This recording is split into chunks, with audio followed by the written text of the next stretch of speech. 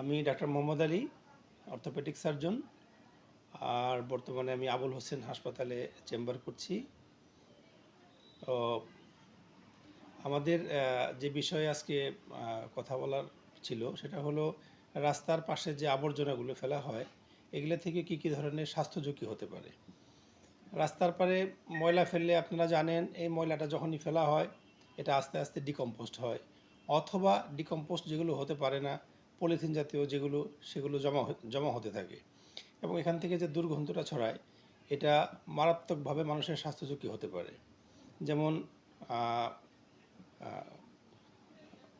Cholera থেকে শুরু করে কলেরা, ডায়রিয়া বা ফুসফুসে সংক্রমণ হতে পারে।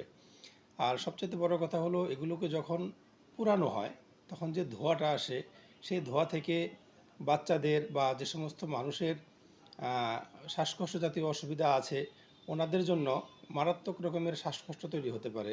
সেখান থেকে মানুষের যে স্বাস্থ্য ঝুঁকি হয় এই ঝুঁকি থেকে মানুষের মানে আস্তে আস্তে কোনো এক সময় দেখা গেল এটা মৃত্যু দিকে নিয়ে যেতে পারে। অতএব এটা একটা মারাত্মক স্বাস্থ্য সমস্যা তৈরি করতে পারে এবং এখান থেকে আমাদের প্রতিকার পেতে চাইলে অবশ্যই এই ময়লাগুলোকে একটা নির্দিষ্ট স্থানে ফেলতে হবে এবং সেখান থেকে বৈজ্ঞানিক উপায়ে ডিকম্পোস্ট করতে হবে। তাহলে এখান থেকে রোগ জীবাণু ছড়াবে না এবং মানুষের স্বাস্থ্যটা আশা করা যায় ইনশাল্লাহ ভালো থাকবে।